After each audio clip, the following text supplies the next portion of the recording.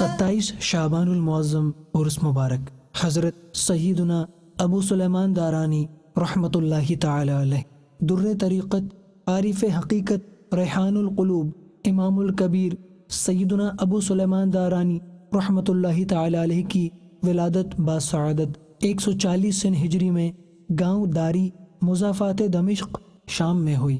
آپ رحمۃ اللہ تعالی علیہ دنیائے تصوف کے امام ہیں، علم و عرفان میں لاثانی اور مقبول بارگاہ ربانی ہیں۔ آپ کے مناقب بے شمار ہیں۔ ائمہ صوفیہ آپ کی ثنا میں رطب اللسان ہیں۔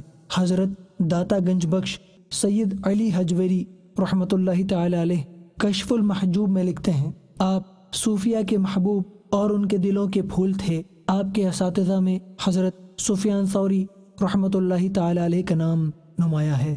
امام الکبیر سیدنا ابو سلیمان دارانی رحمۃ اللہ تعالی علیہ مقتدائے خلق اور پیشوائے امت ہیں۔ تاحیات اپنے درس و تدریس اور واعظ و تبلیغ سے خلق خدا کی رشد و ہدایت میں مصروف رہے۔ آپ ریحان القلوب یعنی دلوں کی خوشبو ہیں۔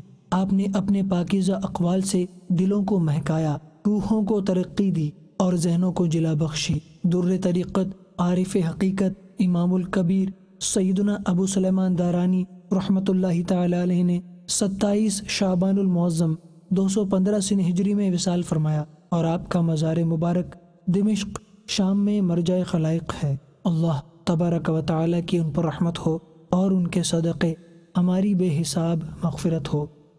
صلو علی الحبیب صلی اللہ تعالی علی محمد۔ مجھے اپنی اور ساری دنیا کے لوگوں کی اصلاح کی کوشش کرنی ہے انشاءاللہ عز و جل۔